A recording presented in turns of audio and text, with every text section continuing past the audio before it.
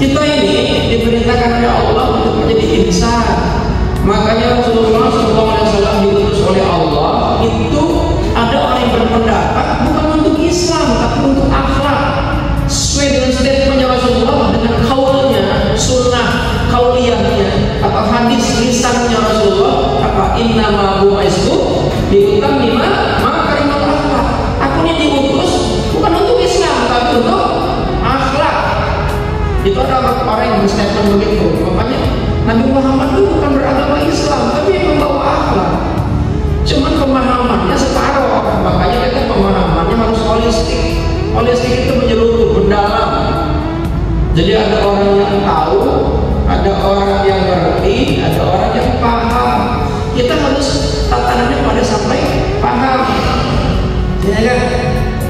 Makanya Allah menyampaikan yang membuat kita paham itu bukan guru, bukan orang, tapi yang membuat kita paham siapa? Allah. Cuman Allah kasih cara, dengan cara kita terus belajar.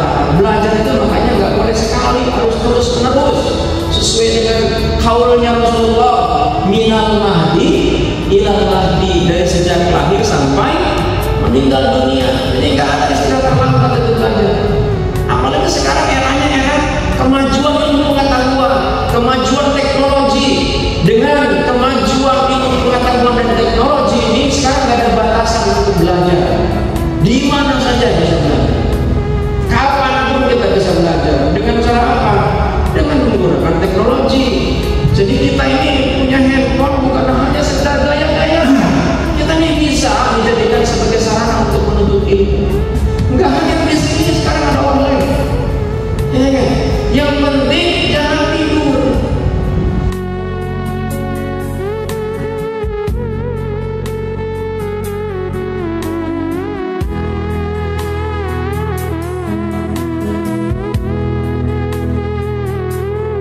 Dikasihnya contoh oleh Rasulullah supaya kita tinggal ikutin aja udah.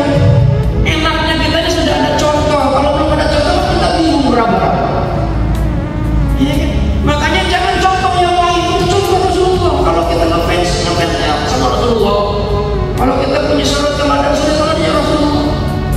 Dari sisi berpakaian, dari sisi cara makan, cara minum, cara duduk, cara tidur, cara melek, cara melirik, cara melihat, cara mendengar.